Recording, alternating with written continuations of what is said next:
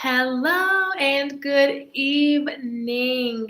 Listen, if it's evening wherever you are or whenever you're watching this, good evening. If not, then good morning, afternoon, whatever it is. All I know is it's tired and look, it's late and I'm tired, but I'm here. I'm showing up and yeah, anyway, I'm Shatila, by the way.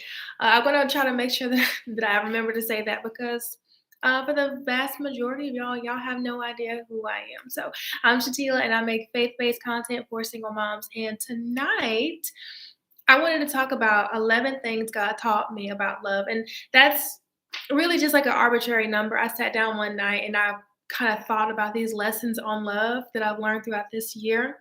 And 11 was the number of things that I came up with. So here we go. And actually, so the first time I recorded this video before, and it was like an hour long. I don't want to be on here an hour. I'm real tired and I really want to go to sleep. So I'm going to start with 4 that I'm just going to kind of hit on, maybe say a sentence or two about it and then go on. But then the last 5, I'm going to go a little bit deeper into. So, do I want to? I'm trying to think. Okay, I'm going to save that.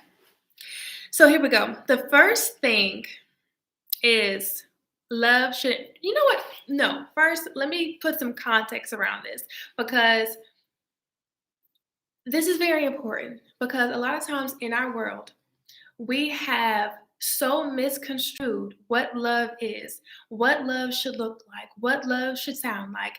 And we have gotten our definition of love from the world instead of getting our definition of love from God, who is love, who is not only the creator of love, God is love. So instead of us saying, okay, God, let me look to you to see, to learn what love actually is, we go out and we set our sights on the world and we get this very distorted view on what love is. So I just felt like that was very necessary to say, to just like give a little bit of context about this in the first place and where I was kind of coming from. So as I've sat with God over this past year, these are some of the things that He has revealed to me, that I have seen, that I've learned from other people, whatnot. So now I'm going to get into it. The first 4, and I'm just going to lightly hit on. So love shouldn't hurt. Okay, that might be like, okay, duh. But no, we have this idea, this ride or die kind of mentality that, you just got to be with love. You're going to be drugged through the mud. You're going to go through these ups and downs. And yes, there will be seasons of your relationship, right? But love shouldn't hurt. We shouldn't have the expectation that when we go into this, we're going to experience some hurt and then we just got to like buckle up and get ready for the ride, right? People will disappoint you, yes, but love should not hurt. Okay. So that's one. I'm not going to go too deep. So I'm going to leave it at that. All right. The next one. Do I want to? Yeah. Okay. So love is patient. Of course, we've heard this one before, right? But not just in actually dealing with one another. Yes, that's true. But this is a kind of a revelation that I got as I'm waiting, kind of in this season of waiting, that even in the waiting season, love is patient because I can sit here and I can be like, okay, God, any day now, I'm sick of being alone. I'm ready for you to send somebody. But in his love for me, he is not going to send somebody to me, one, before I'm ready to really fully receive it, right? Because I'm going to either ruin it or it's going to ruin me. But then on the other end, he's not going to send me somebody who is not ready to be all that I need. Not somebody that's going to be perfect, but somebody who is healthy and that's ready to be what I need in my life. So in that way, love is patient. Okay. Like I said, even in the waiting season. So I'm going to go on. The next one, love corrects. So this is, I'm really more so speaking towards marriage. Yeah, that's what I'm really more so kind of speaking towards. So kind of have that idea in your mind as I'm speaking. So love corrects. We don't always like it. I know I for sure necessarily do not. But love corrects. Love is going to guide you. When you are with somebody and they truly care about you and they want the best for you, then out of their love, they are going to correct you. They are going to want to see you be your best self, your best person. And so, in that, they might tell you, hey, this over here we need to work on. Okay. Now it's going to be coming from a place of love, not condemnation, right? Of being overly critical or anything like that. It needs to be coming from a place of constructive criticism, but love is going to correct you, right? Love is going to make sure that you stay on that straight and narrow. Okay. Next. Is this okay? All right, this is the last one that I'm going to lightly hit on. So, love is intentional. God plays no games. He makes it very clear. He wants us, He loves us, He pursues us, He makes a plan for us, He goes ahead of us, all of those things. In the same way, when somebody is pursuing you, when somebody is when you have a spouse, but more so in the pursuing kind of phase, this is what it should look like. It should look real intentional. It should be very clear. It shouldn't be this, oh, well, I'm not really sure how he feels. I don't really know where we stand. No, babe, not love. That's not love. That's not love. Just let it go. Let it go. Walk away. Do what you got to do. That ain't it. Okay. Because all of this, like I said, God is love. So if we are trying to figure out, okay, what should this look like? What should this feel like? It should be a reflection of that. So listen, trying to keep things short, it's not more my forte. So if this seems real like, then I'm sorry, but I'm real long-winded and I'm really trying not to be tonight. So love is intentional. There's no games. There's no questioning.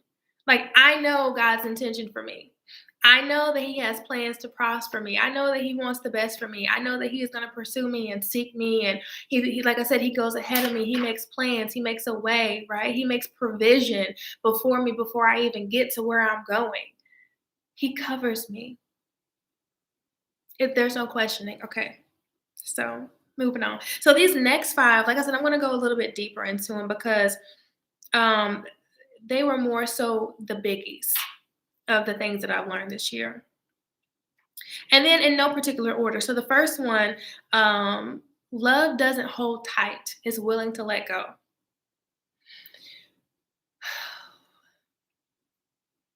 Listen, how many of us have been in a situation, whether it was us or whether it was the other person, and it's a situation where it's like, y'all shouldn't be together. Y'all shouldn't be together. The thing has run its course, but nobody wants to let go. Nobody wants to let go. You just keep dragging the thing out, basically. And it's just like, oh no, but I love you, so I can't let you go. And you feel like you need to hold on tight, right? You feel like you need to I guess keep this person so like tightly in your grip or whatever. That's not love. If you feel like that you have to strong arm somebody into being with you, that that's not how it should feel. True love says, okay, if you need to go be free, if you need to leave this relationship, if this isn't the best place for you, if you need to go off so that you can be your best self, if this is not a healthy environment for you, then go and do that. Go and be that. I love you more. I care more about you than me being satisfied in the situation. So I'm not going to be selfish and I'm not going to hold on to you, right, with the jaws of life. I'm going to let you go and I'm going to let you be free. And if it's really love, then we're going to come back together. If it's really meant to be, then we're going to come back together. But there's a freedom in that, right? Hey, there's a freedom in love. Just once again, with God, He doesn't force us. We have free will. We have absolutely free will. So He didn't make us robots. He could have very easily made us robots, put His will in us, made us have no option but to serve Him and to love Him or whatever. He didn't do that. He made us and He said, hey, Look, you can love me or you cannot love me. It's totally up to you. And that's what love should look like. That's what real love looks like. Okay? So that's what I mean. Like it doesn't hold on tight. It doesn't force you to do anything. There's a freedom in it. You can stay or you can go. And that's what makes it so beautiful because when a person decides to stay with you on their own free will, that's genuine. Nobody wants to be in a situation and you feel like this person is only with you just to appease you or to make you to just to satisfy you or nobody that no one who wants to feel like that. So anyway, moving on. Okay. This is a biggie. All right. Love cultivates an environment for you to thrive, to be your best self. When, once again, think about this in the dynamic of a relationship, in the dynamic of a marriage.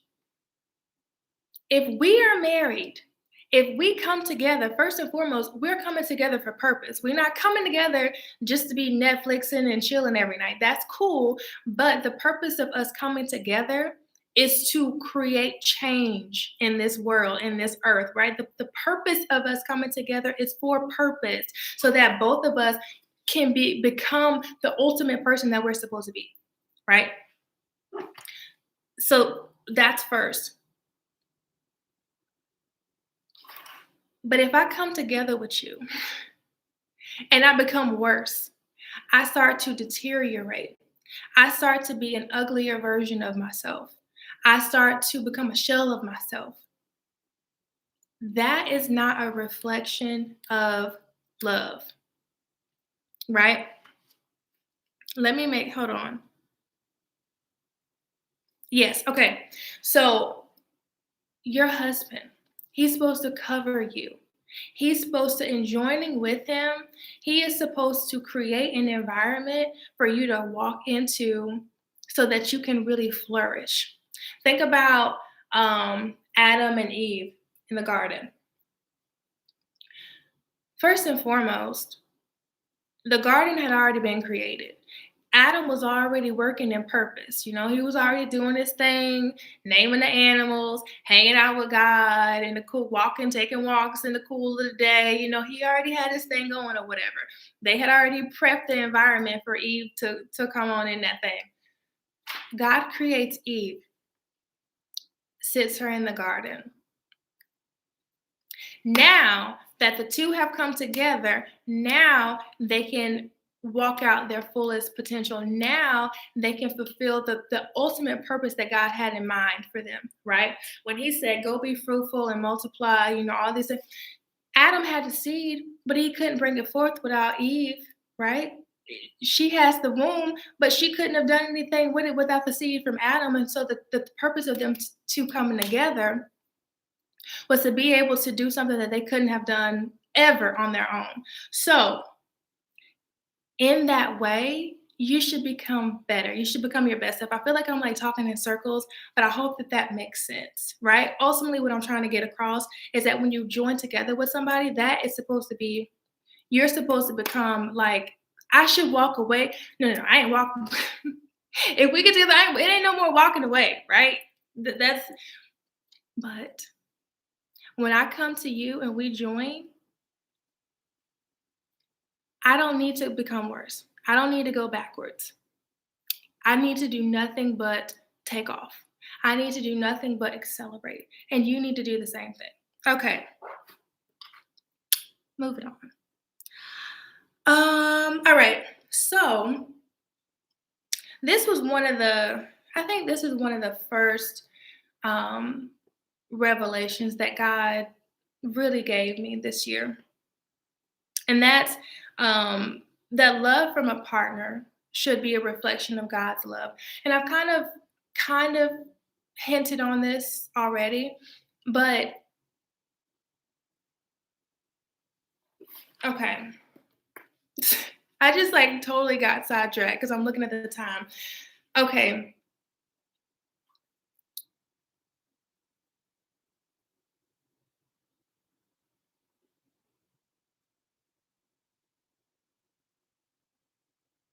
Yeah, y'all listen.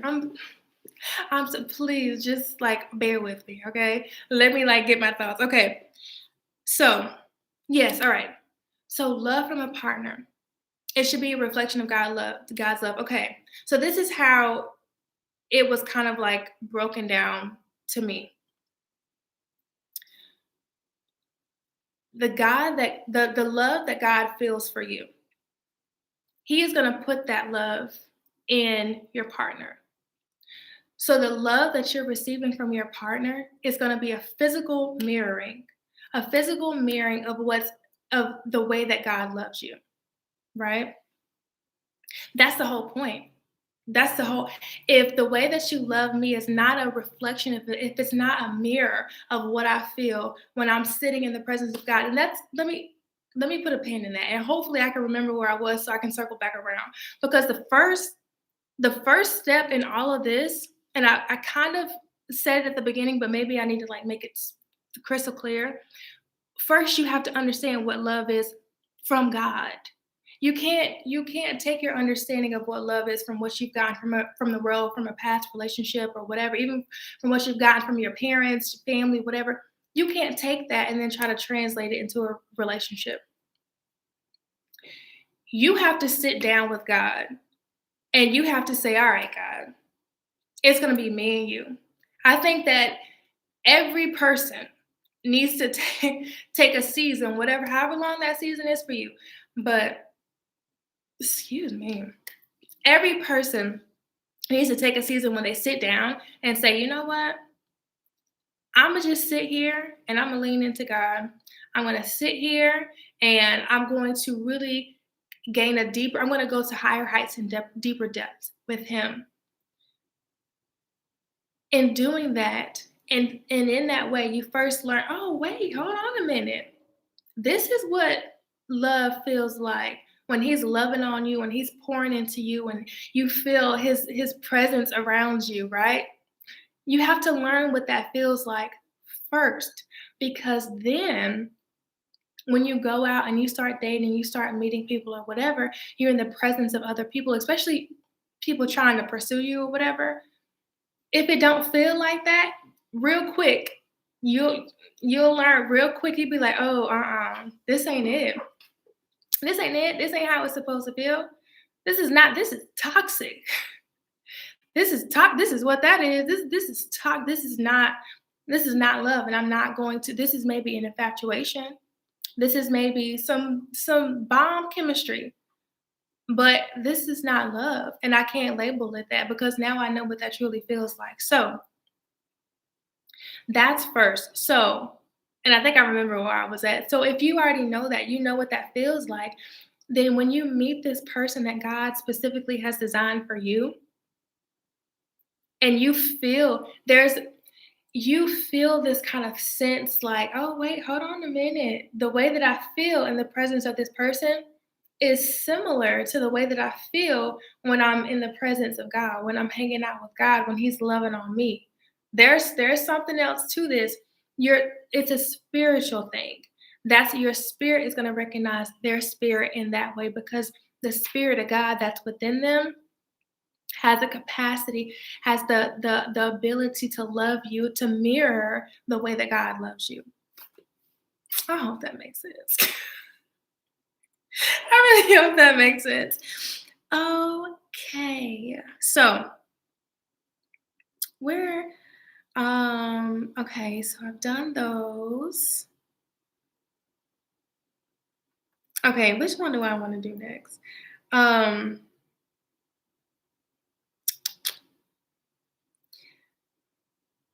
okay. Okay. So you know how people they're like, "Oh, is love an emotion or is love an action?" Have you ever thought about that before, or have you ever heard people talking about that before? I have, and I used to go back and forth. I think subconsciously, I used to really think that love was primarily in how you felt. I would agree, like, oh yeah, I mean, there's some element of action to it. Um, But for the most part, love was those butterflies. butterflies, right? Love was that feeling of exhilaration that you had when you're around a person or with a person, but not anymore. Mm-mm.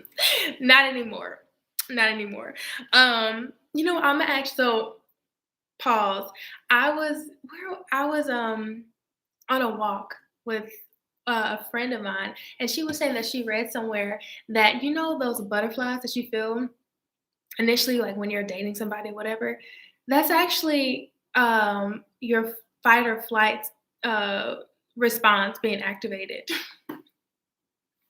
That's actually what that is. That's actually adrenaline coursing through your body, right? Telling you, hey, the butterflies are not really butterflies. The butterflies are your spidey senses going off and saying, hold up a minute. Something is not right here.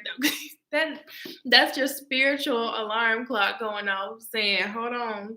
This is not. And when she said it, it made so much sense because growing up, my mom used to tell me, the man who gives you butterflies, run. Run. The one who you feel safe with, you might even feel like it's a little, too safe to where you're like, oh, it's boring. That's the one that you need to. That's Did I listen? Hey, you live and you learn. But so when my friend was telling me that, I'm like, oh, that makes so much sense. But anyways, let me go back. I swear I go off on these tangents and I get lost.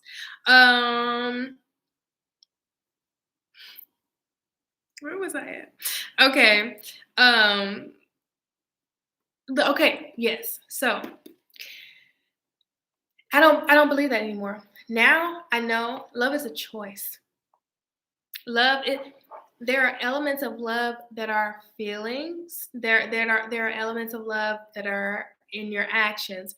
But first and foremost, love is a choice. Love is deciding, especially so once you say I do, in that moment you're saying I choose you. And then every day after that, it's choosing to wake up every single day, literally for the rest of your life, and to make that commitment over and over again. I choose you. I wake up today and I'm choosing you again. And I'm awake and I'm gonna choose you tomorrow and the next day. We have to understand that when it comes to being committed, I think that that's something that you really have to keep in mind when you do get married. It's not a matter of being committed to that person. It's a commitment to the marriage. It's a commitment to y'all, what y'all have created when you have come together. So even when you don't feel like, and that's why you have to be careful, because if you think that love is simply, oh, how you feel, then when you don't feel it no more, then what? Then where you left?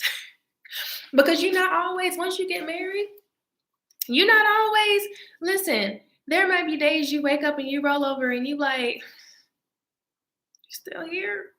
Or you like, I just really don't like you today, or I just really don't want, like, I just want to be left alone, or I'm just not feeling this thing called marriage anymore.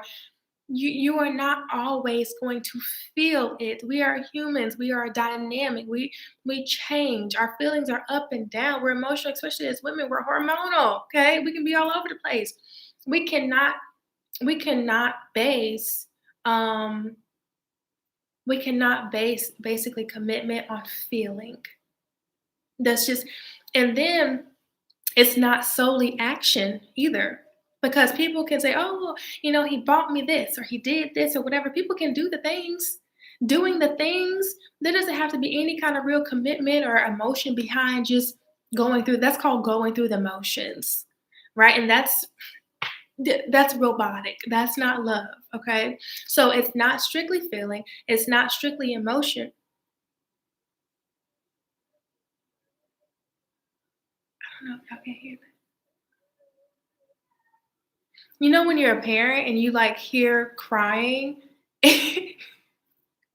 or like you think you hear crying, like in the shower, you're trying to take a shower and you think you hear crying, and you're like, what? And you're really just paranoid, but no, there's like a child like downstairs whining.